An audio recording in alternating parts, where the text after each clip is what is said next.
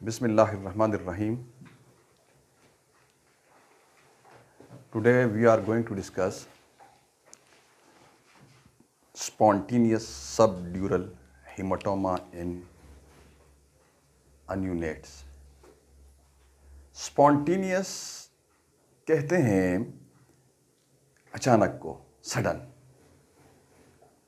Subdural मतलब dura mater के नीचे. Haematoma, haema means blood, oma means tumour. Neonates means जो पैदाइश से लेके a baby from birth to 4 weeks, right. लेकिन टॉपिक में आने से पहले, टॉपिक को डिस्कस करने से पहले हम बेस डेवलप करना चाहते हैं. बेस डेवलप करते हैं ब्रीफली एनाटॉमी का कि ड्यूरा मैटर, पाया मैटर और ये अर्कनाइड मैटर होता क्या है, ब्रीफली, शॉर्टली, राइट. उसके बाद हम जो सबड्यूरल स्पेस है वहाँ जो पैथोलॉजी आती है, जो ब्लीडिंग होती है, उसको डिस्कस करते हैं. तो first of all we should discuss brief anatomy of the structure of the meninges. जिस्म इंसानी का बेसिक जो स्ट्रक्चर एंड फंक्शन यूनिट है, जो उनके 3rd ईयर DHMS के लिए हो रहा है, तो इंतहाई बेस से शुरू करना है. सेल सेल आपस में डिवाइड होके बनाते हैं टिश्यू. एक जैसे शक्ल सूरत और एक जैसे फंक्शन वाले खलियात का कलेक्शन, इज्तिमा. टिश्यू आपस में मिलके बनाते हैं ऑर्गन. शाबाश, जस्ट बेस डेवलप कर रहे हैं ना कॉन्सेप्ट, ठीक. Organ system, system body.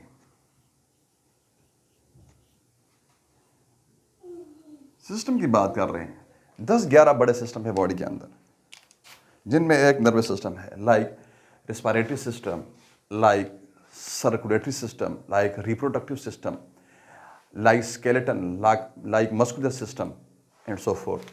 तो एक उनमें है नर्वस सिस्टम, राइट. अब nervous system as we discuss in the lecture of anatomy in first year, ये 2 पे तकसीम है. सेंट्रल यूनिट है एक और एक है पेरिफेरल यूनिट. सेंट्रल यूनिट जो होता है, ये तकसीम है ब्रेन और स्पाइनल कॉर्ड पे ये कंसिस्ट करता है. इसके कंटेंट्स क्या हैं, ब्रेन एंड स्पाइनल कॉर्ड. जो पेरिफेरल नर्वस सिस्टम है, ये तकसीम है कितनों पे, motor, sensory.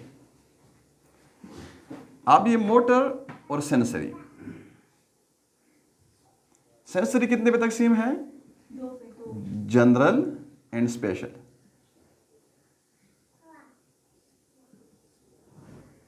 Motor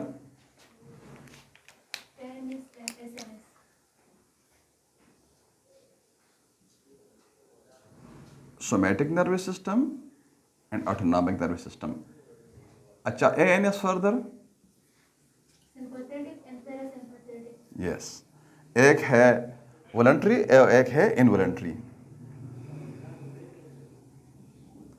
para sympathetic, right.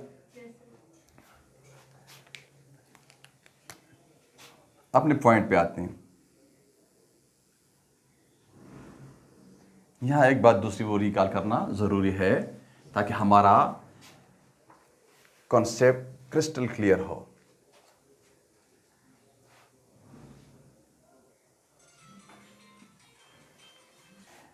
ये सेंसरी नर्वस सिस्टम क्या करता है, इंफॉर्मेशन कलेक्ट करता है. सेंट्रल यूनिट में उसकी होती है प्रोसेसिंग. वो प्रोसेस करता है, राइट। अब प्रोसेस करने के बाद ना वो क्या करता है, एक्शन। अब जो ब्रेन है, स्पाइनल कॉर्ड, ये बेसिकली सेंट्रल यूनिट है का पार्ट है। अब इसका अगर हम इंटीरियर व्यू देखते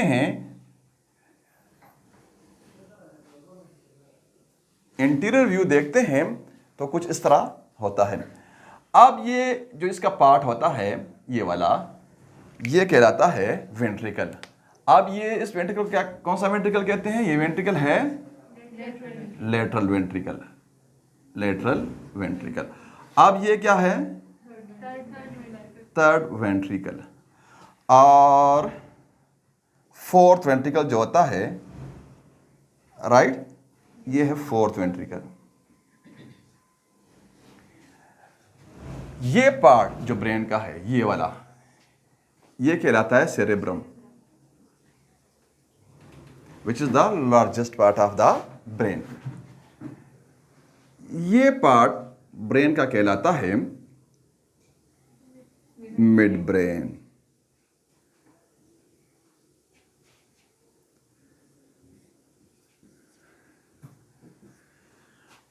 ये वाला पार्ट ब्रेन का कहलाता है हाइंड ब्रेन।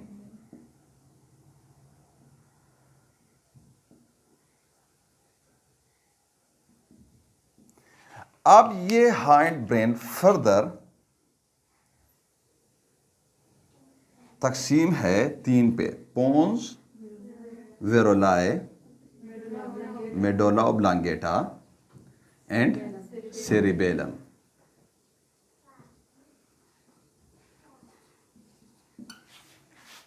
राइट। अब ये क्या, ये वाला पार्ट, ये वाला, ये क्या कहलाता है, ब्रेन, राइट। ये वाला part spinal cord. Spine means backbone, spinal cord, बे में वर्टेब्रल कॉलम, बोनी स्ट्रक्चर, हाँ ठीक। सर्वाइकल वर्टेब्रल्स होते हैं, थोरेसिक वर्टेब्रल्स होते हैं, 12, 7 ये होते हैं, 5 लंबर होते हैं, एक होता है कॉक्सीजियल और एक होता है सेक्रल, राइट। अब उसको क्या कहते हैं, स्पाइनल कॉर्ड जो रस्सी लाइक जो स्ट्रक्चर होता है ना, जिस तरह ये अम्बिलिकल कॉर्ड होता है, राइट। अब अपने पॉइंट पे हमने आना है सीधा। अब जैसे आपको पता है कि जितने भी सिस्टम है बॉडी के अंदर, जितने भी सिस्टम है, उसमें दो किस्म के टिश्यू होते हैं। एक पेरेन्काइमल टिश्यू होता है, एक फंक्शनल टिश्यू होता है। Parenchymal tissue which is to do the real function of the respective system is known as parenchyma, functional tissue of the respective organ or system। और एक सपोर्टिंग होता है जो उसको प्रोटेक्ट करता है। जिस तरह लंग्स के अंदर एल्वोलाई फंक्शनल टिश्यू है और प्लूरा सपोर्टिंग टिश्यू है। इधर इस तरह same here in nervous system, supporting tissue इसका क्या है, मेनिंजेस। सपोर्टिंग टिश्यू क्या है, मेनिंजेस। और इसका पेरेन्काइमल टिश्यू क्या है, न्यूरॉन, राइट, ठीक। अब देखिए, इसको यहां लेके आ जाए ताकि आपको आसानी हो। साइड व्यू लेते हैं।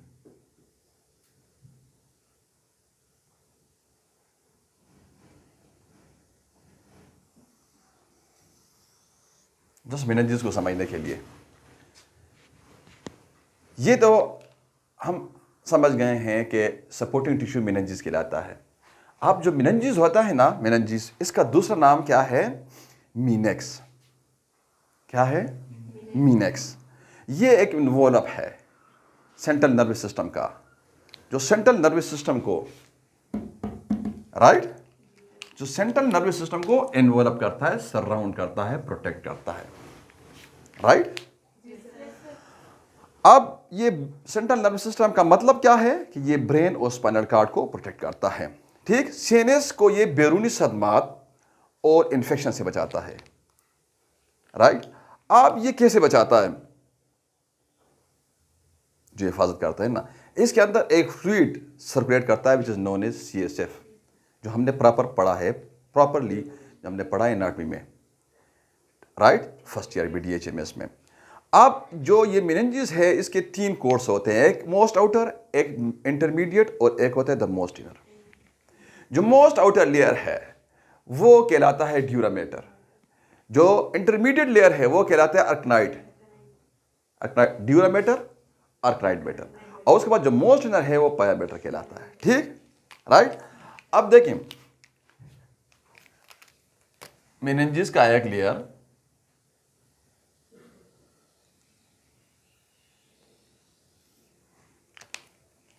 सिर्फ एक एनाटॉमिकल डायग्राम नहीं बना रहे हैं, ये फंक्शनल डायग्राम आपको समझाने के लिए फंक्शनल डायग्राम बना रहे हैं, ये आपने ध्यान में रखना है। आप इसके बाद जो दूसरा इंटरमीडिएट होता है वो क्या कहलाता है, वो कहलाता है अर्कनाइड मेटर।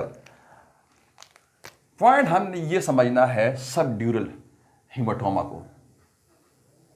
जो तीसरा जो मोस्ट आउटर लेयर है ये ड्यूरामेटर कहलाता है, राइट।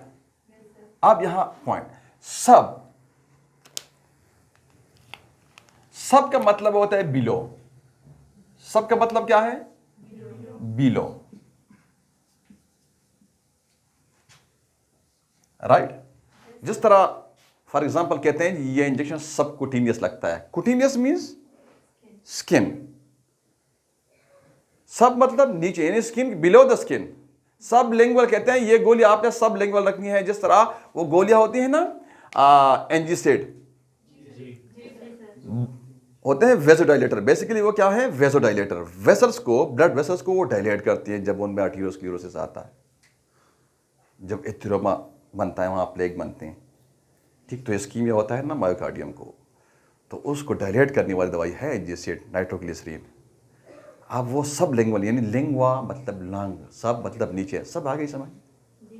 सब ड्यूरल यानी ड्यूरामेटर के नीचे, ड्यूरामेटर भी समझ गए ना, तो ड्यूरामेटर के नीचे। अब ड्यूरामेटर के नीचे जगह कौन सी है, ये आप देखें यहां हम प्रॉपर हमारा जो लेक्चर के कंटेंट्स हैं वहां हमने डिफाइन भी करना है सब ड्यूरल हीमाटोमा को, वहां उसकी हमने साइंस सिम्टम भी पढ़नी है, वहां हमने कॉजेज भी पढ़नी है, वहां हमने डायग्नोसिस भी पढ़ना है, और वहां हमने एलोपैथिक ट्रीटमेंट भी पढ़ना है, और हमने उधर होम्यो ट्रीटमेंट भी पढ़ना है। लेकिन यहां हम अपना एक कॉन्सेप्ट डेवलप कर रहे हैं कि सब ड्यूरल हीमाटोमा होता क्या है, कॉन्सेप्ट।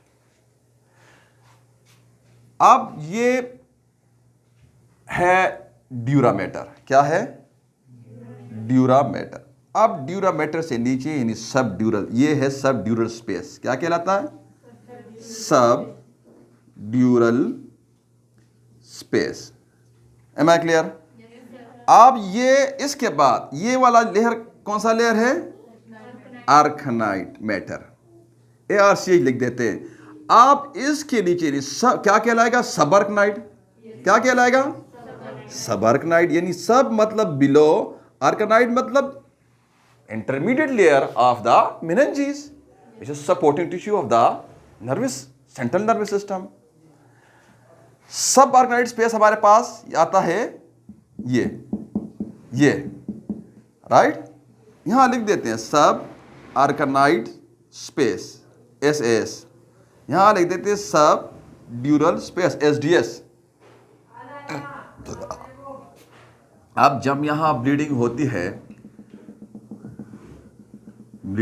है और ओमा यानी ट्यूमर यानी क्लॉट ब्लड का बनता है,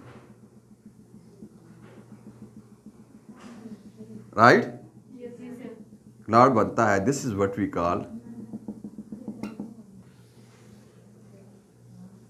subdural haematoma. Am I clear? ये होता है subdural haematoma.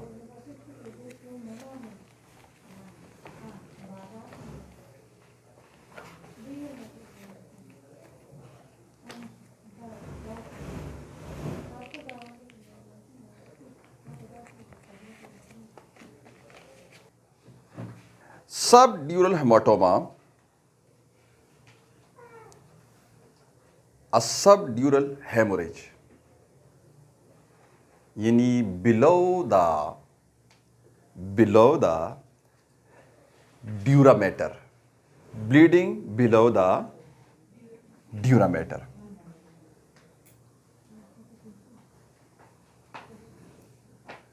Subdural hematoma is the most common type of brain bleed in a neonates. This type of bleeding occurs when there is rupture of the blood vessels in the area between the surface of the brain and the thin layer of tissue that separate the brain from the skull. Right? Subdural dura mater के नीचे bleed neonates में, सब dura mater के नीचे bleeding का यानी haemorrhage होना neonates में सब ड्यूरल हेमोरेज कहलाता है। अब ये हेमोरेज होता है और वो ब्लीडिंग जो होती है वो क्लॉट बनता है। तो this is what we call subdural haematoma. Oma means tumour.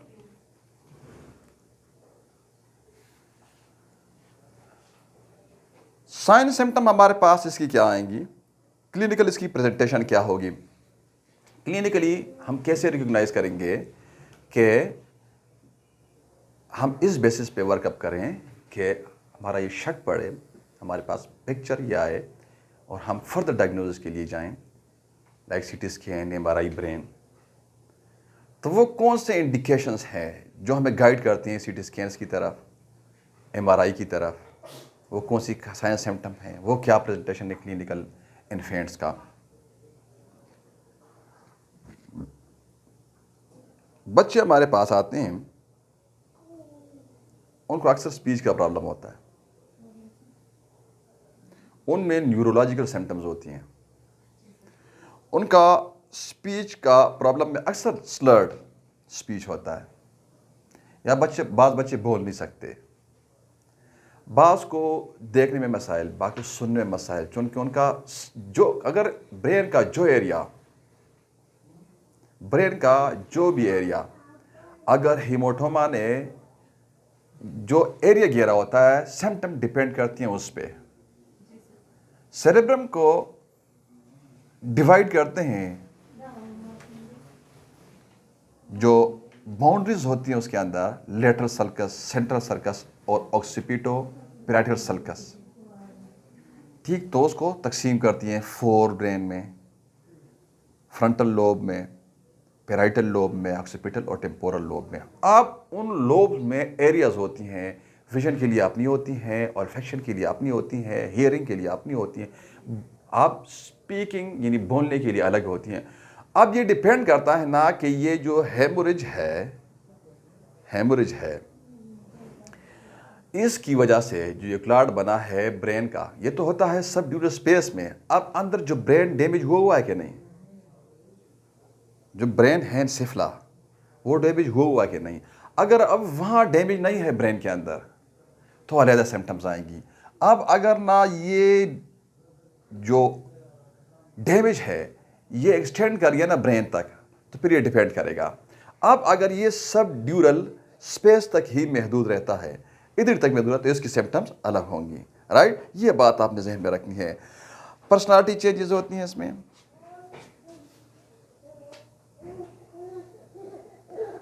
बच्चा जो होता है वो ड्राउजी होता है, उसको फिट्स पड़ते हैं, ड्राउजी होता है, लेथार्जिक होता है। बच्चे का जो डिलेड माइलस्टोन्स होती हैं, डिलेड माइलस्टोन्स का मतलब ये है कि जब उसको गर्दन पकड़ने के टाइम आता है तो वो उस टाइम में गर्दन नहीं पकड़ सकता, होल्ड कर सकता। जब वो आवाज़ पे रिस्पॉन्स करता है या माँ बाप की तरफ देखता है तो वो उसी साल का एज में उसका वो माइलस्टोन डिलेड होती हैं उसकी। मतलब ये कि बच्चा ड्राउजी होता है, उसको फिट्स पड़ते हैं। जो बहुत बड़ी पहचान इसकी किया है, बच्चे को फिट्स पड़ते हैं। जो न्यूनेट्स की बात कर रहे हैं ना, अगर हम फर्दर आगे जाते तो बात चिल्ड्रंस में चली जाती है ना। अब यहाँ न्यूनेट्स में आपको मिलता है फिट्स, उसको फिट्स पड़ते हैं, झटका पड़ेगा उसको। राइट, या ऐसे ना उसका ये एक चीज, ये ऐसे इधर फड़कन होती है, ठीक, या एक पैर या एक टांग ना उसको झटका लगता है, जर्किंग, वेरिएशन है इसमें, या जर्किंग होती है एक हाथ में या एक पैर में, या जो फेशियल मसल्स होते हैं ना ऐसे जर्किंग होती है, या वो उसको फिट्स पड़ते हैं, या ऐसे बेंड बैकवर्ड करता है, या वो क्या करता है अपना जो हेड है ना वो अपना वो ऐसे पिलो के अंदर, मतलब boring his head in pillow, जो एपिस की पहचान है। ये इसकी क्लिनिकल प्रेजेंटेशन है न्यूनेट्स में। अब इसकी वजूहात क्या होती हैं? इसकी वजूहात में जो सबसे बड़ी वजह है वो क्या है? Trauma, head injury. देखिए, बच्चा जब माँ की पेट में होता है तो उसकी जो ओसिफिकेशन होती है, जो हड्डी बनने का अमल होता है, उसमें सेंटर जो बना हुआ होता है वो प्राइमरी सेंटर बनता है, और वो हड्डियों की ओसिफिकेशन वहाँ होती है। जब बच्चा पैदा होता है तो पैदाइश के बाद से सेकेंडरी सेंटर बनता है ना। अब उसके अंदर, इन अदर वर्ड्स, जो एम्ब्रियो होता है उसके अंदर सारी कार्टिलेजेस होती हैं, इसलिए उनमें अनफ्यूज्ड बोन्स होती हैं और जो नरम होती हैं ताकि उसको डिलीवरी में आसानी हो। तो स्कल के जो फॉन्टेनल्स होते हैं ये भी क्लोज नहीं होते, ये सारा बॉडी लूज पड़ा हुआ होता है, सेकेंडरी सेंटर ने पैदाइश के बाद बनना होता है।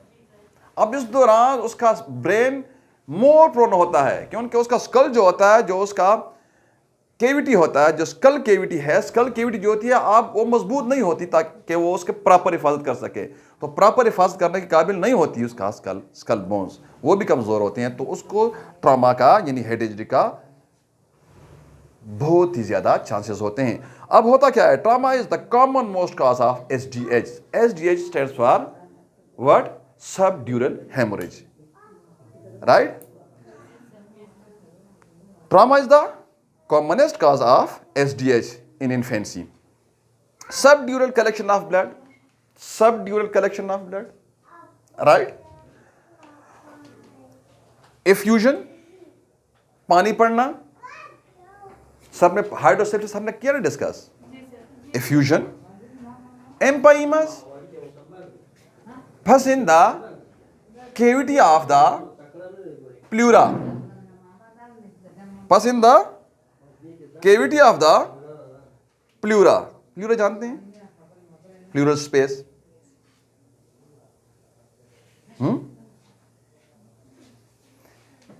लंग्स जो होते हैं उसको इन्वॉल्व किया होता है प्लूरा ने।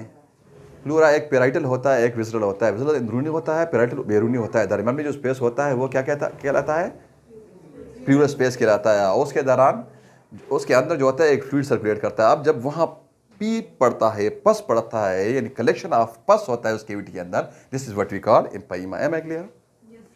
अब काजेस पे वापस आ जाएं। काजेस में क्या है कि एम्पाइमा, एसडीएच का काज क्या है? Most common is trauma. क्या है? ट्रॉमा। ट्रॉमा किसको लीड करता है? सब ड्यूरल कलेक्शन ऑफ ब्लड को, राइट? अब इसके बाद, इसके अलावा जो और प्रॉब्लम्स आती हैं वो क्या है? Effusion, empyema, meningitis, metabolic disorders,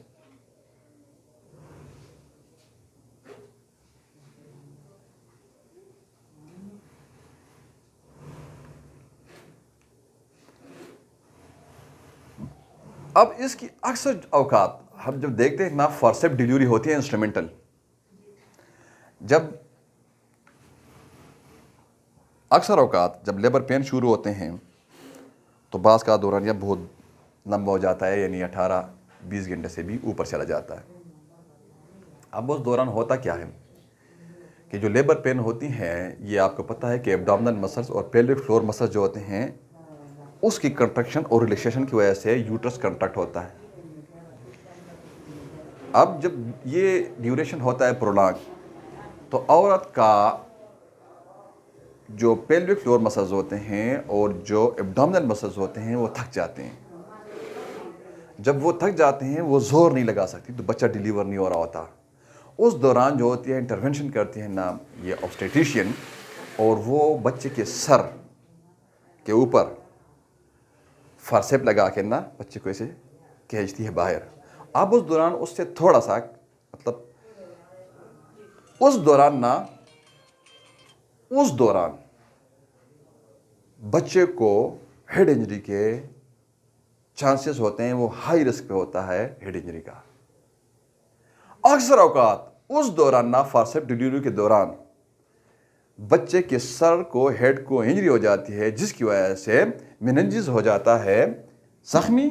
अब जब ये जख्मी होता है, जब इसके वेसल्स होते हैं मेनिंजेस के, ड्यूरामेटर के, क्योंकि ये सबसे पहले नंबर पे ये आता है, ठीक, सबसे पहले ये आता है।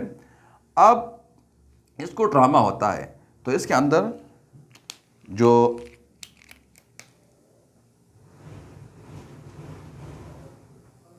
कैपिलरीज होती हैं वो हो जाती हैं रप्चर।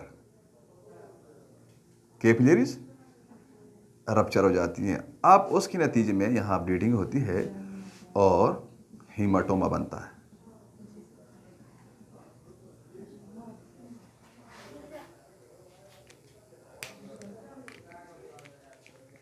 कॉजेज में जो मोस्ट कॉमन काज हमारे पास आया वो है ट्रॉमा। इस खासकर specially during forceps delivery. Forceps delivery से बच्चे के सर को चोट पहुंचता है, ट्रॉमा होता है, जिसके नतीजे में ड्यूरामेटर जो होता है वो इंजर्ड होता है। ड्यूरामेटर इंजर्ड होता है तो उसके अंदर जो कैपिलरीज होती हैं, ब्लड वेसल्स होती हैं, वो होती है रप्चर, उससे ब्लीडिंग निकलता है। वो ब्लीडिंग जो है सब ड्यूरल स्पेस के अंदर जमा होता है, ठीक। आप सब ड्यूरल स्पेस के अंदर जमा होता है, ठीक, तो वहाँ वो क्लॉट बनाता है। आप जब वहाँ क्लॉट बनता है, ठीक, उसको कहते हैं सब ड्यूरल हीमाटोमा, राइट, इंजरी, राइट। इसके बाद काजेस के बाद जो एलोपैथिक इसका ट्रीटमेंट है वो क्या है और इसका डायग्नोसिस कैसे होगा। डायग्नोसिस में आपको बताऊं, डायग्नोसिस में आपने स्कैन्स को करना है कंसल्ट। जब आपके पास बच्चा लाया जाता है क्लिनिक में, कंप्लेंट होता है उनका चीफ फिट्स, ठीक, या जर्किंग, फेशियल मसल्स का या एक्सट्रीमिटीज़ का या किसी एक हाथ का या किसी एक पैर का जर्क या फिट्स, या बच्चा ड्राउजी है, लेथार्जिक है, डिलेड माइलस्टोन्स है, अगर ये सिम्टम आपके पास आते हैं तो आपने पहले सवाल आपका ये होना चाहिए कि बच्चे की पैदाइश घर में हुई या क्लिनिक में। पैदाइश के दौरान क्या हुआ वो हिस्ट्री आपने लेनी है बच्चे की। तो आपने उधर कंसिडर करना होता है हेड इंजरी को, आपने उधर कंसिडर करना होता है सब ड्यूरल हीमाटोमा को। तो उसके लिए आपने कंफर्म करना होता है अपने डायग्नोसिस को। तो उस लाइंस पे आपने डायग्नोसिस बनानी होती है, तो आपने उस लाइंस पे आगे फर्दर वर्कअप करना होता है। तो आपने उस वर्कअप में सबसे पहले आपका सीटी ब्रेन या एमआरआई ब्रेन आपने लिख के देना है। तो सीटी ब्रेन या एमआरआई ब्रेन आप करते हैं तो ये आपको डायग्नोसिस देगा कि हीमाटोमा सबड्यूरल स्पेस के अंदर मौजूद है या नहीं। Most people with a suspected subdural haematoma will have a CT scan to confirm the diagnosis. Am I clear? A CT scan uses X-ray and computer to create detailed image of the inside of your body. It can show whether any blood has collected between your skull and your brain.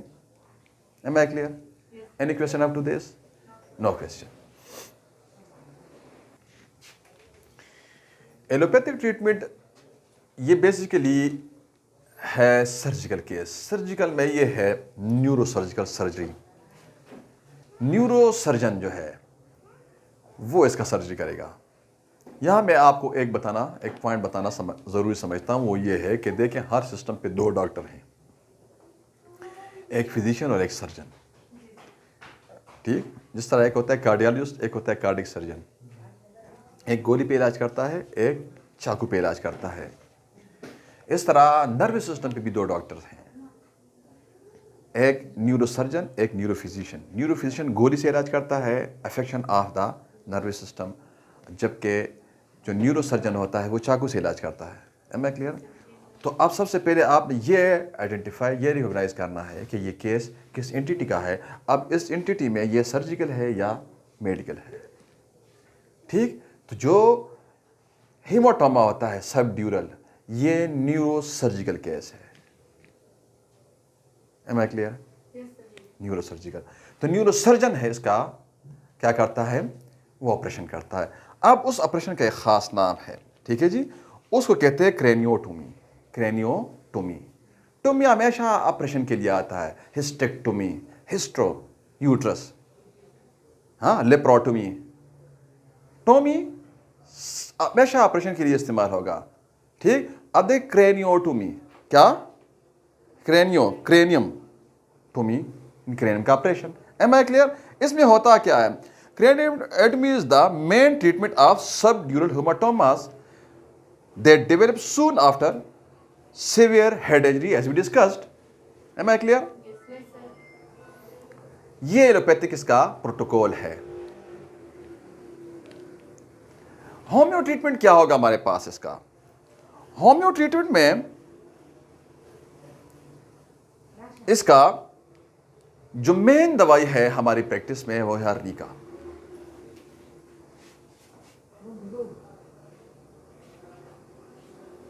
Main दवाई है हेमोरेजेस की, tendency to हेमोरेजेस। देखिए ये तो बात हो रही ना हीमाटोमा की न्यूनेट्स में। हमारे पास यहाँ एक अभी भी केस मौजूद है, ये बरीमाम की एक औरत है, उसका ब्लड प्रेशर की वजह से ना ब्रेन के अंदर हल्का हल्का ब्लीडिंग होता है, जो वेसल्स होते हैं उससे, जिसकी वजह से वो बेहोश थी। हमने हिमामेलस अर्निका और लेकेसिस 4 साल हो गए ना, 4 साल, इन 3 दवाइयों से ना हमने उसको मैनेज किया हुआ है। वो बेहोश थी, आज हमारे पास आती है क्लिनिक इधर। उसका जो डॉक्टर्स ने, जो न्यूरोसर्जन्स थे, उन्होंने, उनका ओपिनियन ये था कि इसका सर्जरी के अलावा और कोई हल नहीं है। समझ आ रही है आप लोगों को? अब हुआ क्या कि उन्होंने उनके लवाकिन से ये बात की कि इसका सर्जरी में, सर्जरी वाहिद हल है। यहां तक समझ आ गई ना? आप सर्जरी इसका वाहिद हल है, लेकिन सर्जरी में 99% चांसेस इसके मौत के हैं। समझ आ गई? वो बंदा, वो औरत 3-4 साल से, आज मैं डेट देख लेता हूं अपने रिकॉर्ड में, क्लिनिकल में 3-4 साल से ना चल रही है, अब खुद चल के आती है हमारे पास। और यकीन करें, हम 3 महीने बाद उसी न्यूरोसर्जन से ना उसका मायना करवाते हैं। उसी, आपने ना उस न्यूरोसर्जन को देखा है कभी और ना उसका नाम मालूम है, लेकिन आप उस औरत को कहते हैं, बीबी, अम्मा, आपने अपने डॉक्टर से मुआयना करवाया? कहती हाँ बेटा मैंने मुआयना करवाया। वो कहता है कि दवाइयाँ काम कर रही, पता नहीं क्या हो गया है। हमने आज तक उसको यह नहीं बताया कि हम होम्योपैथ दवाइयाँ खिला रहे हैं इसको। वो समझता है कि मेरा लोप्रीन वगैरह काम कर रहा है और मेरा एसिन हैबिटर, लोसार्थान, विल्सार्थान काम कर रहे हैं और मेरा लोप्लेट काम कर रहा है, राइट? लेकिन ना वो लोप्लेट का आती है, ना वो लोप्रीन का आती है, ना वो एसिन हैबिटर या बीटा ब्लॉकर्स का आती है। एथिनोलोल, प्रोपनालोल, ये लोसार्थान, विल्सार्थान, ये सारे इजीडे, कोइजीडे, ये थायजाइड, डायूरेटिक्स वो दे रहे हैं ना उनको, साथ कोई टॉनिक वगैरह। हम वो कुछ नहीं, सिर्फ उससे मुआयना करवाते हैं, वो चल रही है, राइट? इसी दवाइयों पे। Now come back to the treatment, homoeopathic treatment of the haematoma, subdural haematoma in neonates. सबसे पहले दवाई क्या है? अर्निका। अर्निका को मैं बिल्कुल नाम खास पे देता हूं कि चोट लगा है, ठीक, मैं खास पे अर्निका को इस्तेमाल करवाता हूं। अब उसके बाद एक दवाई है एकोनाइट। एकोनाइट जब मेरे पास न्यूनेट्स लाया जाता है और कहते हैं जी इसको फिट्स पड़ते हैं, इसको झटका आता है, इसको फिट्स पड़ते हैं, झटका आता है, तो मैं वहां एकोनाइट 1 देखना 30 पे आ जाता हूं। अब जब मेरे पास महीने बाद दोबारा वो आता है और उसका कोई इंप्रूवमेंट नहीं होता, तो मैं क्यूप्रमिड 30 में साथ दे देता हूं, यही जारी रखता हूं।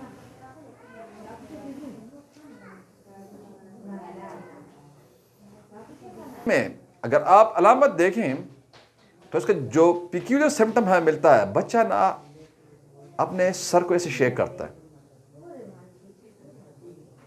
ठीक है जी, बच्चा अपने सर को ऐसे हिलाता बहुत ज्यादा है, मतलब शेकिंग हेड इसमें पाया जाता है।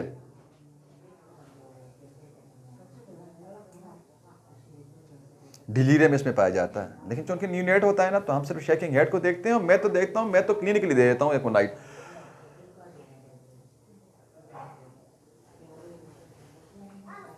अगर बच्चा हमारे पास झटके मिलाया जाता है और हमारी रेस्क्यू रेमेडी होती है, उधर उसका फेस जो होता है फ्लश्ड होता है, सुर्ख फ्लश्ड होता है। टांगे में हम देखते हैं टांगे ठंडी होती हैं, सर गर्म होता है, हम बेलोडोना 1 में दे देते हैं। 2 मिनट बाद देखते हैं बच्चे को, हम कहते हैं बीबी इसको आप इधर ही बैठो, हम दूसरा मरीज देखना शुरू कर देते हैं, तब तक वो हमें रिजल्ट आ जाता है। तो ये आपका रेस्क्यू भी करता है बेलोडोना, और बेलोडोना क्योर भी करता है। ये क्योरेटिव भी है और रेस्क्यू रेमेडी भी है। अब हम देखते हैं ना, बच्चा, हमने आपको बात की ना कि बच्चा का सिम्टम क्या होते हैं, फिट्स पड़ते हैं, उसको जर्क्स होते हैं, उसको ड्राउजी होता है ना, न्यूरोलॉजिकल सिम्टम्स होते हैं ना। अब फिट्स पे, अब देखिए हमारे पास बच्चा आता है, उसको फिट्स पड़ते हैं। अब हमने क्या करना होता है कि हीमाटोमा यानी सब ड्यूरल हीमाटोमा तो है, लेकिन यहाँ अब होम्योपैथी का क्या खासा है कि होम्योपैथी पर्सन टू पर्सन को डील करती है। अब हम उसको इंडिविजुअलिटी कायम करते हैं मरीज का, और हम दवाएं अप्लाई करते हैं 10-12, लिस्ट बड़ा होगा कोई, लेकिन जो मैं करता हूं ना, मैं 10-12 दवाई को यूज करता हूं, वो आपसे डिस्कस करता हूं आज। और वो आपको एक पॉइंट 2 पे ना, एक सिम्टम 2 पे, कई काजेशन पे, तो कई कॉन्स्टिट्यूशन पे, तो कई सिम्टम पे, पिक्यूलर पे। बस 2-3 तरीकों से 10-12 दवाइयां मैंने आपको अपनी क्लिनिक की बतानी है। अर्निका एकोनाइट की बात हमने की ना, अब बेलोडोना पे आ गए ना, बेलोडोना पे तो बेलोडोना भी हो गया ना, 3 दवाइयां हो गई, चौथी पे आ जाओ ना, साइक्यूटा। अब साइक्यूटा वाला जो है तीर कमान की तरह बेंड बैकवर्ड करेगा, तीर कमान की तरह, देखिए ऐसे बेंड बैकवर्ड करेगा, जब उसे झटका पड़ेगा ऐसे बैकवर्ड करेगा बेंड, जैसा डायस्कोरिया के स्पाज्म में है। डायस्कोरिया का बच्चा भी बेंड बैकवर्ड करता है, लेकिन उसको क्रैम्प्स होती हैं, कॉलिक होता है, तो ऐसे बेंड बैकवर्ड करता है ना। अब ये ना, इसको दर्द नहीं होता, इसको झटका पड़ता है ना, ऐसे तीर कमान की तरह। लिख देना, डॉक्टर इसरार सहरवर्दी साहब कहते हैं कि ये बच्चा तीर कमान की तरह, इसके जो फिट्स होगा। आप इसको उठा के एपिलेप्सी में लगा दो, आप इसको लगा न्यूरोलॉजिकल किसी भी डिसऑर्डर में लगा दो इस सलामत पे कि बच्चा तीर कमान। आप वो ध्वम से गिरता है ना, अचानक से गिर जाता है, क्यूप्रमेट मैं 30 में यूज करता हूं। बाकी आप लोगों को जिसका जो तजुर्बा है वो अपने तजुर्बे को जारी रखे, लेकिन जो मैं करता हूं वो आपसे शेयर कर रहा हूं। साइक्यूटा मैं 30 में इधर इस्तेमाल करता हूं। अब साइक्यूटा क्यूप्रमेट की पहचान समझ गए आप, एकोनाइट की समझ गए, हाँ। अर्निका हमने क्लिनिकल दे दिया, ट्रॉमा पे कास पे दे दिया ना उधर, राइट। एकोनाइट हमने क्लिनिकली दे दिया, बेलोडोना हमने सिम्टम पे दे दिया, टांगे ठंडी, सर गरम, ठीक, राइट। साइक्यूटा हमने सिम्टम पे दिया, क्यूप्रमेट भी हमने सिम्टम पे दिया। तभी हम कई सिम्टोमेटोलॉजी अप्लाई कर रहे हैं, क्योंकि आप 3rd ईयर से हैं। कहीं हम कॉजेशन पे जा रहे हैं, कहीं हम क्लिनिकल जा रहे हैं। अब इससे आसान कोई तरीका मेरे पास मौजूद नहीं है। यहां मैं 10-12 दवाइयां आपसे डिस्कस करने लगा हूं, कुछ क्लिनिकल, कुछ कॉजेशन पे, कुछ सिम्टम पे। सिम्टम भी 1 या 2, मोस्टली 99% एक सिम्टम पे बात होगी, और रिजल्ट भी आपको, आप लेक्चर दे के दवाइयां अप्लाई करना शुरू कर दो, तो रिजल्ट आप 10 मरीजों में ट्राई करना शुरू कर दो। आप जिसको दवाई का स्पेलिंग भी नहीं आता वो भी अप्लाई करना शुरू कर दे, जो 1st ईयर से है वो भी करना शुरू कर दे, जो 4th ईयर से वो भी, जो डॉक्टर से वो भी शुरू कर दें। मुझे कमेंट्स कर दें, मुझे कमेंट्स में लिख दे। कि ये काम करती है कि काम नहीं करती। अब इसके बाद साइक्यूटा क्यूप्रम एकोनाइट अर्निका बिलेडोना साइक्यूटा क्यूप्रमिट के बाद मैं आता हूं ऑर्गन पे। मैं असल में होता क्या है, ट्रॉमा होता है तो होता यह है कि जो वेसल्स होती हैं ब्लड वो डैमेज हो जाती हैं, वो इंजर्ड हो जाती हैं, तो वो ब्लीड करता है ना। वेसल डैमेज होके ना ब्लीड करती है ना, है मैं क्लियर। अब मैं एंजियो जो वेसल्स होती हैं ना, वेसल्स की दवाई पे आ जाता हूं। वेसल्स की दवाई पे, वेसल्स पे कि बहुत बड़ा ग्रुप ऑफ मेडिसिन है हेमामेलस। अब इधर ना मैं क्लिनिकल यूज करता हूं हेमामेलस का। सब ड्यूरल स्पेस पे मुझे काला और सुर्ख खून का नहीं अंदाजा होता ना, मैं पहचान सकता हूं उधर सब ड्यूरल स्पेस में। उधर मैं क्लिनिकल इसको इस्तेमाल करता हूं 200 में, और जब मेरे ये फेल होता है तो मैं क्लिनिकल इसका इस्तेमाल करता हूं ना लेक्सिस का। लेक्सिस ब्लड थिनर है, इसमें ब्लड को थिन करता हूं, राइट। ये ब्लीडिंग की भी दवाई है। Am I clear? Any question up to this? No question. अब देखें पैथोलॉजी पे कर रहे हैं ना, टेक्निक्स तो बहुत सारे हैं होम्योपैथी में दवाई सेलेक्ट करने के, जैसे हम अक्सर डिस्कस करते रहते होते हैं आप लोगों के साथ कि सिम्प्टोमेटोलॉजी पे भी दवाइयाँ सेलेक्ट होती हैं, कॉजेशन पे भी होती हैं, कॉन्स्टिट्यूशन पे होती हैं, पैथोलॉजी पे भी होती हैं ना, पिक्यूलर की नोट पे भी होती हैं, सेंसेशन पे भी होती हैं, बहुत सारे मेथड्स हैं, राइट। तो अब देखिए मैं यहाँ पैथोलॉजी पे ना फिर पैथोलॉजी को कंसिडर करता हूँ। उधर मैं देखता हूँ कि वाइट मैटर या ग्रे मैटर या नर्व इंजरी, या वो तो हम रिपेयर कर दिया ना हमने हेमामेलस से और लेक्सिस से वेसल्स को। अब इधर एक हड्डी रहता है, skull bone, temporal, parietal, occipital and frontal bones ना, स्कल केविटी। और एक क्या रहता है, नर्व्स ना। तो मसल्स स्मूथ और टफ हमने कर लिया अर्निका से, इन्फ्लेमेशन वगैरह सारा हमने कर लिया बिलेडोना से। अब क्या रह गया, नर्व्स रह गए ना। आप थोड़ा नर्व कंसिडर करते हैं कि शायद कॉम्प्लिकेटेड कंट्यूजन हो ना, हाँ। अब शायद ग्रे मैटर या व्हाइट मैटर या कोई मतलब है नर्व टिश्यू ना, नर्वस टिश्यू वो डैमेज, शायद वो डैमेज हुआ हो, तो उसको भी रिपेयर करना है ना। तो उसको रिपेयर करने वाली एक दवाई हमारी पूरी रिपर्टरी में है, हाइपेरिकम। तो हम हाइपेरिकम से करते हैं। अब उसके बाद हम आगे और रिपेयर करते हैं nervous system, central nervous system के अंदर काम करते हैं। जो उनके सब ड्यूरल हीमेटोमा जो है वो बीमारी है आपके सेंट्रल नर्वस सिस्टम का, तो हम फर्दर उसको कंसिडर करते हैं। आगे देखते हैं कि अब और क्या क्या हो सकता है। हम देखते हैं कि स्कल का फ्रैक्चर भी तो हो सकता है, क्योंकि इसका हड्डी जो होता है वो तो अभी पूरा मजबूत नहीं हुआ होता, वो तो कार्टिलेज होता है। तो अब हम उसको भी रिपेयर, शायद वहाँ कोई प्रॉब्लम हो, तो हम एक ऐसी दवाई का इस्तेमाल करते हैं जो ब्लड में भी काम करती है, जो ब्रेन में भी काम करती है, जो हड्डी में भी काम करती है, जो आपके कॉन्स्टिट्यूशन का हिस्सा है, जो फास्फोरस और कैल्शियम का नेचुरल कंपाउंड है, which is known as calcarea phos. तो ये फ्रैक्चर को भी कवर करता है, ये सारा कवर करता है, ये उसका खून भी बढ़ाता है, उसका HB भी ठीक करता है, ये उसका जो कोई हेमाटोलॉजिकल डिसऑर्डर होगा फॉर्म एलिमेंट्स में, तो उसको भी cellular part of the blood में, प्लेटलेट्स, WBC, RBC, तो वो भी ठीक करेगा, बोन का फ्रैक्चर भी ठीक करेगा, खून भी बढ़ाएगा, RBC भी इंक्रीज करेगा, अंदर सेफला ब्रेन को भी रिपेयर करेगा, नर्व को भी रिपेयर करेगा।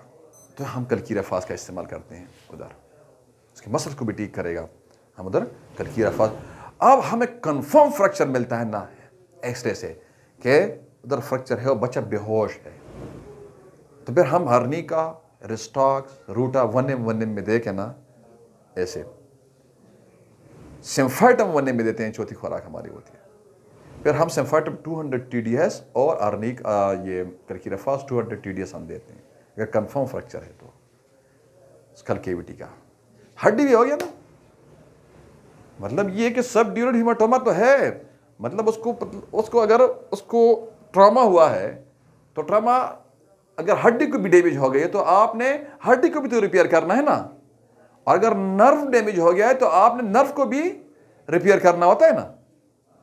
तो नर्व को हमने रिपेयर किया किससे? हाइपेरिकम से। हड्डी को हमने रिपेयर किया सिम्फाइटम, अर्निका, रिस्टाक्स और रूटा से। अब ये सवाल है कि सर अर्निका, रिस्टाक्स, रूटा ये सारी आपने ये से सिम्फाइटम का लाइन क्यों लगाया? अर्निका देख कंपाउंड फ्रैक्चर भी तो हो सकता है ना। कंपाउंड फ्रैक्चर में क्या होता है? मसल्स भी खराब हो, डैमेज होते हैं, हड्डी भी डैमेज होता है, पेरियोस्टिन भी डैमेज होता है, नर्व भी डैमेज होता है कि नहीं होता? तो हम ऐसे ना ऊपर से ना हम मसल्स को अर्निका, उसके बाद रिस्टाक्स, फेशिया जो गम लगा हुआ होता है, जो मसल को हड्डी से ऐसे उस पर चिपकाया हुआ होता है मसल्स को, फेशिया। रिस्टाक्स में फेशिया लिखा हुआ है, आप उस एक्सट्रीमिटीज में जाएं, उधर लिखा हुआ है कि टेंडन, लिगामेंट, फेशिया लिखा हुआ है उधर, आप आज पढ़ लो। तो हम फेशिया को करते हैं। अब फेशिया के बाद ना हम रूटा पे ना, रूटा हड्डी और पेरियोस्टिन की दवाई है। फिर हम उसका ना जो मेन स्पेसिफिक दवाई सिम्फाइटम पे आ जाते हैं, ताकि उसका जो ऑस्टियोफाइट है ना, उसके ये दोबारा उसको डिवाइड करना शुरू कर दे, ताकि ये फ्रैक्चर को, ये हड्डी को हील करना शुरू कर दे। फिर हम उसके कॉन्स्टिट्यूशन पे उसका जो कोलेजन फाइबर्स होते हैं, उसके अंदर जो ल्यूकोना होता है, उसके अंदर सिलिशिया, फास्फोरस, ये पड़ा हुआ होता है ना, ये इसके हड्डी का कॉन्स्टिट्यूएंट है। क्या है? हड्डी का कॉन्स्टिट्यूएंट है, कॉन्टेंट्स है हड्डी के। तो हम उधर कैल्शियम फास्फोरस भी दे देते हैं, कैल्शियफास। Am I clear? This is what we call pathological prescribing. क्या कहते हैं इसको? Pathological prescribing. तो हम ऐसे करते हैं। देखिए, आपके ट्रीटमेंट में कोई मैकेनिज्म होनी चाहिए, आपका कोई प्लान होना चाहिए कि आप कर क्या रहे हैं।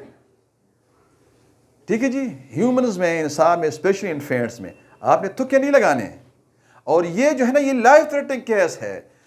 सब ड्यूरल हिमेटोमा लाइफ थ्रेटनिंग होता है। यहां आपने बच्चे का लाइफ नहीं तबाह करना। अगर आपको समझ नहीं आती, आप उसको रेफर कर दो, बहुत बड़ी दवाई है, बहुत बड़ी दवाई, नेट्रम सल्फ। ये हेड इंजरी की टॉप की दवाई है, ये हेड इंजरी की टॉप की दवाई है। इसको हम इस्तेमाल करते हैं 200 में TDS।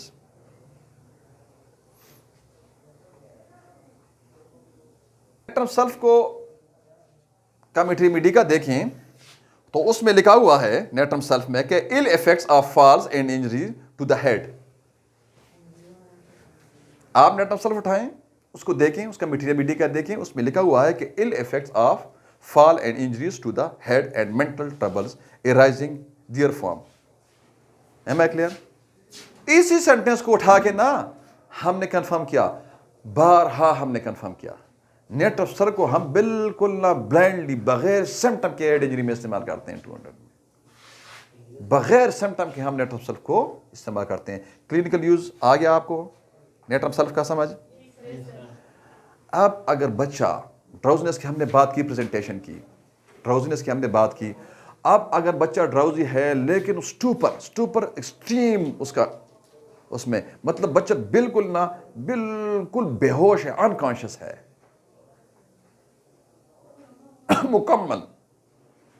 मुकम्मल बिल्कुल खराटे भी ले रहा है और गैस्पिंग कर रहा है। गैस्पिंग जानते हैं? Open mouth to catch breath. आप खराटे ले रहा है, ये क्रिटिकल पोजीशन है, मतलब ये डेथ पॉइंट पे है बच्चा। आप इस डेथ पॉइंट से, इस स्टेज से बच्चे को वापस ला सकते हो ओपियम से।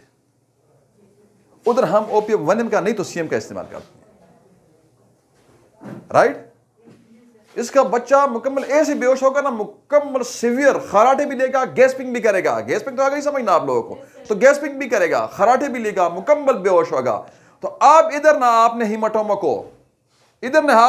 को ओपियम से करना है, क्योंकि ये सीवियर स्टेज है, ये एडवांस स्टेज में है। अब इधर हीमाटोमा इतना डैमेज कर गया है ना कि एडवांस स्टेज पे बच्चा चला गया है। आप एडवांस स्टेज पे, हर दवाई का अपना स्टेज होता है और अपना साइट होता है। अभी ओपियम का स्टेज है, वरना तो जिरसी में भी काम करता है, वरना लेक्सिस से भी हम सक करते हैं खून को, वरना लाइको भी करता है, और भी है दवाइयां। लिस्ट नहीं कि ये कुल है, ये हम आपको सिंप्लीफाई करने की कोशिश कर रहे हैं ताकि आपका क्लिनिक चले। तो अगर सीवियर स्टेज, एडवांस स्टेज में आपके पास सब ड्यूरल हीमाटोमा का मरीज आता है एडवांस स्टेज में, तो उसकी पहचान क्या है कि मरीज स्टूपर में होगा, बिल्कुल बेहोश होगा, गैस्पिंग करेगा, open mouth to catch breath, खरखराहट होगी सीने में, मतलब वो डेथ पॉइंट पे होगा, क्रिटिकल पोजीशन में होगा। आप उस क्रिटिकल पोजीशन से, डेथ पॉइंट से ओपियम आपका बच्चा रेस्क्यू करवाएगा। ऐसे रेस्क्यू करवाता है जैसे मैजिक।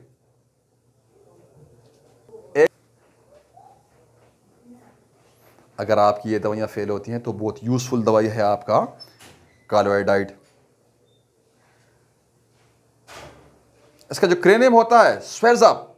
इसमें आप देखें, आप कालो आयोडाइड को उठाएं, आप उसके हेड में जाएं, उसके पे 2 लकीरें आप पढ़ लें हेड में, राइट। तो उधर लिखा हुआ है कि जो कालो आयोडाइड वालों का हेड होता है, इसका क्रेनियम जो होता है, लिखा हुआ है ऐसे, क्रेनियम स्वेल अप। ये अल्फाज लिखे, यही वर्ड्स हैं, क्रेनियम स्वेल अप। आप देखें क्रेनियम अगर ऐसे स्वेलिंग, जिसका जो क्रेनियम है अगर इसमें स्वेलिंग मौजूद है तो कालो आयोडाइड, क्या काली आयोडाइड। नंबर छोड़ा कोई, हमने आपको इसका विटामिन का नहीं बताया, हमने एक अलामत बताई। अगर इसका क्रेनियम है वो स्वेल अप करता है, आपको नजर आता है, नेकेड आई से आप उसको एग्जामिन करते हैं, नेकेड आई से इंस्पेक्शन से, और उसका क्रेनियम स्वेल अप करता है, तो you should apply kali iodide, right.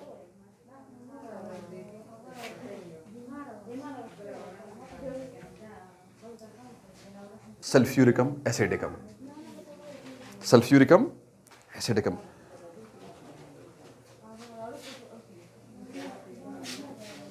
एसिडिकम subdural haematoma की टॉप की दवाई है। आप इसको पढ़ें, इसमें लिखा हुआ है concussion of the brain. Concussion जानते हैं? Who is going to inspire us. Concussion क्या होता है जी?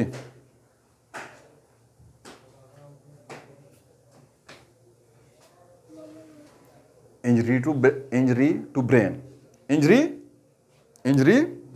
To brain caused by a blow, injury to brain caused by a blow, right? Am I clear? Is known as concussion। आपका rubric है आपके रिपर्टीज में, trauma in simple words. Am I clear? अब देखिए, आप सल्फ्यूरिक एसिड को उठाएं, आप उसको पढ़ें, उसमें लिखा हुआ है concussion of brain where skin is cold, right. तो ये भी इंतहाई यूजफुल दवाई है आपका सबड्यूरल हेमाटोमा में, बहुत ही यूजफुल दवाई है। कर सकते हैं एज वी डिस्कस, और भी बहुत सारी दवाइयाँ हो सकती हैं। ये वो दवाइयाँ थी 10, 12, 14 जो हमारी प्रैक्टिस में है, जो इसको हम यूज़ करते हैं, वो लिस्ट आपसे डिस्कस किया। Any question? Thank you very much.